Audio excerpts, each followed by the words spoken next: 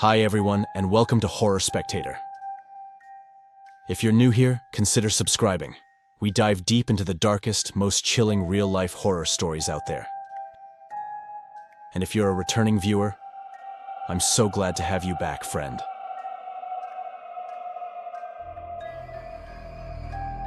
In this video, we're heading back into the Appalachian Mountains, known for their rich folklore, crazy encounters, and moments of pure terror for those who dare to venture in. We're diving into two stories from people who live in these mountains and went through experiences that are nothing short of bizarre. From being chased through the forest, to a drive home that turns into a nightmare thanks to a relentless stalker. These are the kinds of stories that leave you questioning everything. Are you just imagining things? Or did you come face to face with something truly terrifying that calls these mountains home? As always, thank you so much for being here and for keeping this channel alive. Your support means more than you could ever imagine. Now, dim the lights, get comfortable, and let's head back into the mountains. And remember, viewer discretion is advised.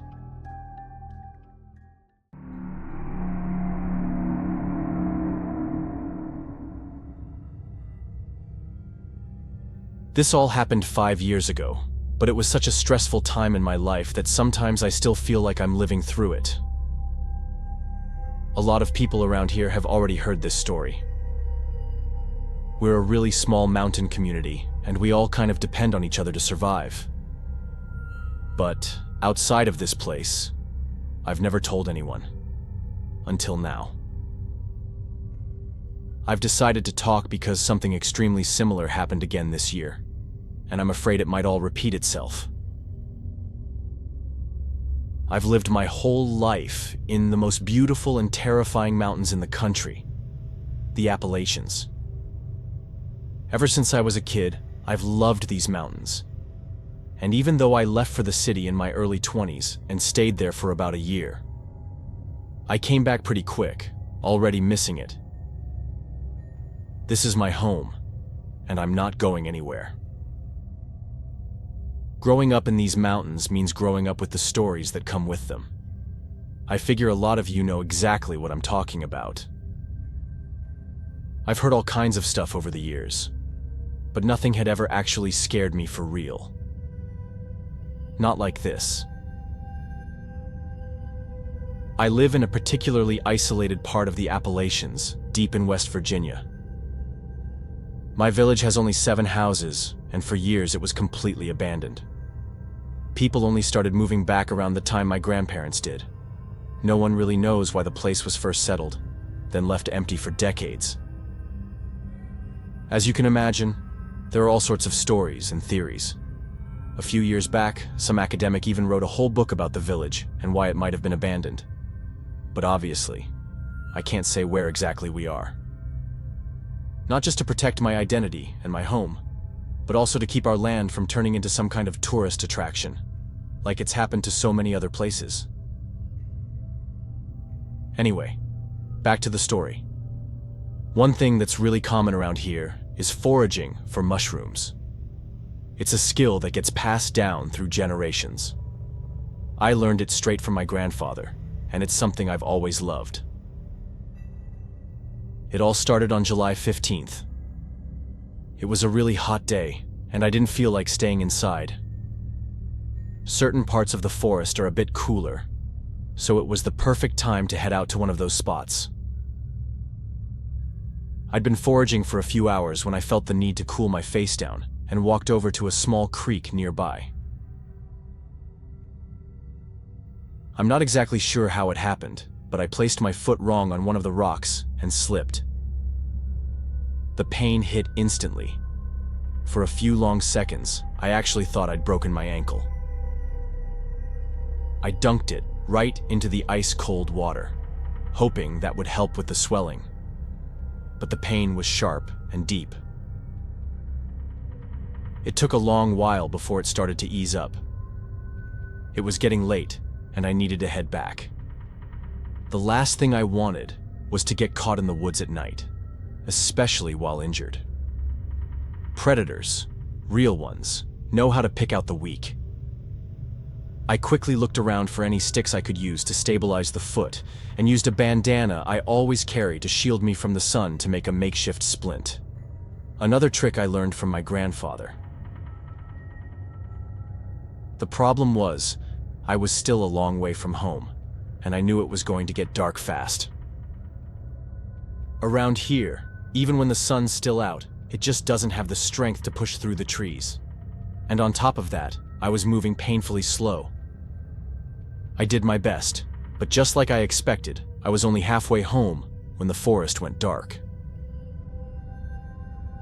I kept telling myself I was fine. I had my backpack, I was prepared, everything would be okay. But not even 5 minutes after nightfall, I knew I wasn't alone out there. At first, I thought it was just another person, because I actually heard what sounded like footsteps. That would have been perfect. Someone who could help me. I called out, said I needed help, but nobody answered. That's when I knew for sure I wasn't alone. When you grow up in the mountains, you learn to feel this kind of thing. You develop that instinct, and you learn not to ignore it. That skill can be the difference between life and death out here. So I knew I wasn't alone. And not just that, but the normal forest sounds had gone quiet. Way too quiet. That's what happens when there's a predator nearby. I stopped immediately, reached into my backpack, and pulled out my gun.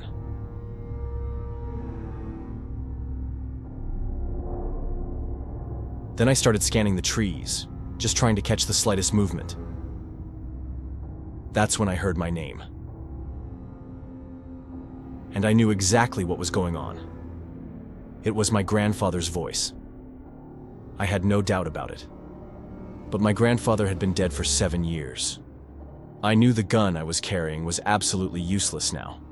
The only thing that could save me at that point was keeping my head straight, staying calm, and refusing to engage with whatever the hell was out there with me. Staying calm while knowing something is tracking you. It's one of the most surreal feelings a person can go through. After a while, I don't even know if I was putting pressure on my foot or not. I was just moving, almost at a sprint, pure instinct. That night, I heard my grandfather 2 more times. His voice, the one I'd do anything to hear again, it had raised me. It was the deepest loss I'd ever felt. And that's exactly what made it all so much more terrifying. Whatever was out there knew my weakness, and it knew how to use it. When I finally made it home, I locked every door and window and collapsed onto the floor. I just cried. All that adrenaline finally left me. I don't even know if I was crying because I made it back, or because I'd heard him again. Probably both. For 2 weeks after that night, I was hunted. I'd hear noises on the roof of my house, footsteps circling it, and twice I woke up to knocks on my bedroom window. Something was out there, asking to be let in. I knew damn well that if I reacted, if I said anything, if I even acknowledged it, that would be the end of me. I talked to the neighbors and warned them about what was happening, and after 2 solid weeks, it all just stopped, as suddenly as it had started.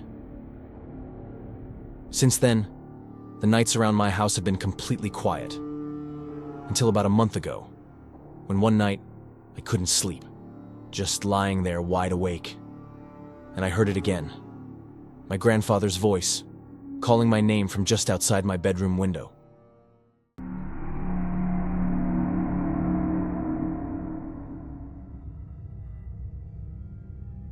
What I'm about to share with you is something that happened to me 7 years ago. And to this day, I still have no idea if it was some sort of hallucination or if there's something deeper going on in these mountains. After what happened last night, I'm leaning toward believing that something really is going on out here. And whatever it is, I don't want to find out. I work night shifts at a small regional hospital up in McDowell County, West Virginia. 12 hours on my feet, 3 nights a week, sometimes 4. And by the time I clock out, everything feels heavy and slow, like even the air thickened into syrup, and tired doesn't even begin to describe it. That morning in late July, the sun was already beating down hard when I finally stepped outside. I grabbed a bitter vending machine coffee, nodded a half-hearted goodbye to the handful of nurses still dragging themselves through their last bits of charting, and made my way to the parking lot. Home was a little over an hour away, tucked up near the state line around Panther.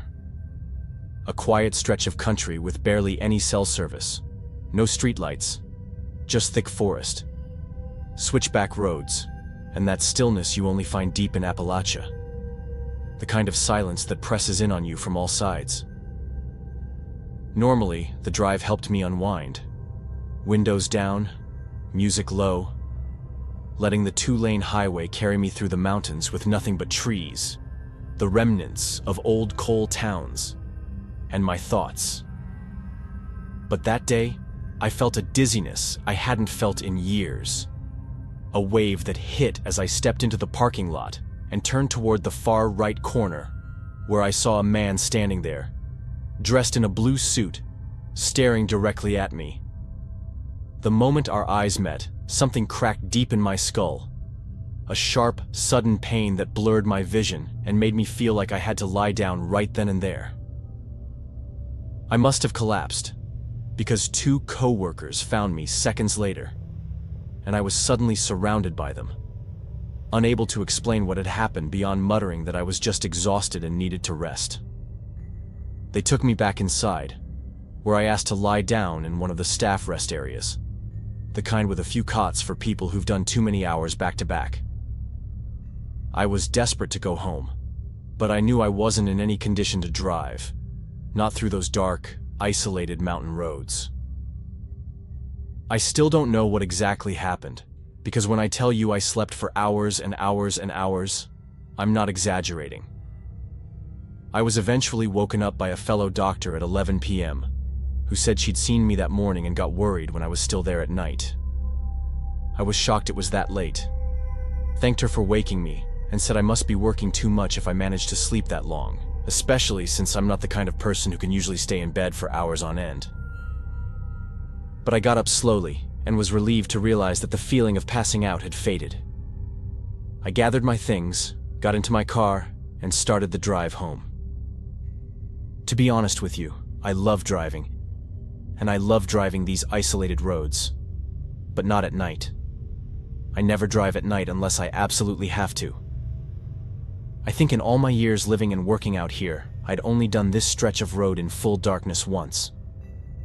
But I needed to get home, so I headed out.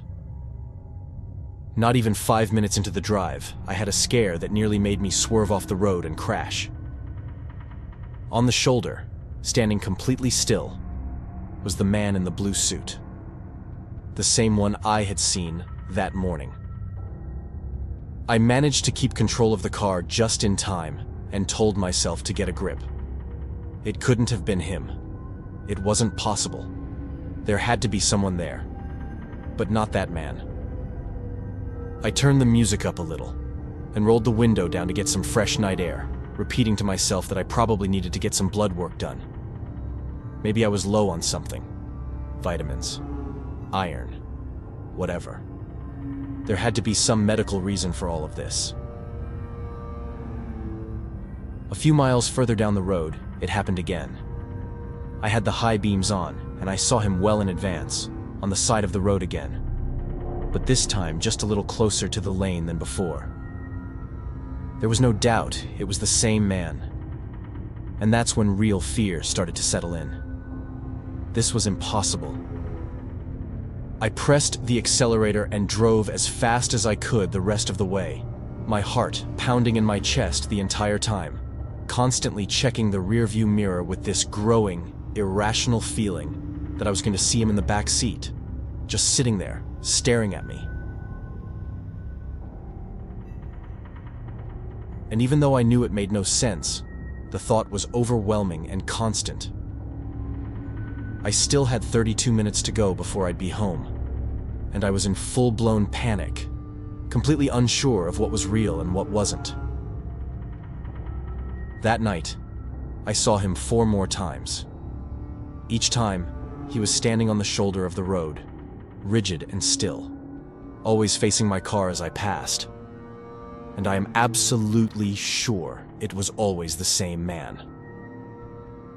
When I finally made it home, shaken and terrified, I rushed inside, locked every door and window, and got into the shower. After the shower, I did feel a bit calmer, convinced that I just had a breakdown and needed rest. But as I walked into the bedroom, I glanced out the window and saw him again, standing in the yard, staring directly at me. I completely panicked and called the police, something that almost never happens out here. But I was desperate. I told the dispatcher that either I was having some kind of medical or psychological emergency, or there was a man outside my house stalking me. To my surprise, the dispatcher was incredibly kind and stayed on the line with me the whole time, reassuring me that everything would be okay. By the time the police arrived, I was a bit calmer, but still very much on edge, so they brought me back to the hospital. They ran every test they could, everything my insurance covered, but nothing was found. The doctor, who was also very understanding, said it was most likely an exhaustion-induced episode, and that a few days of rest would do me good. I stayed home for 5 days. I don't know how many times I looked out my bedroom window, but believe me when I say it was a lot. I never saw the man again, and little by little, I forced myself to forget the whole thing. Until now. Last night, a man came into the hospital. The diagnosis was exhaustion, and the story, exactly the same as mine.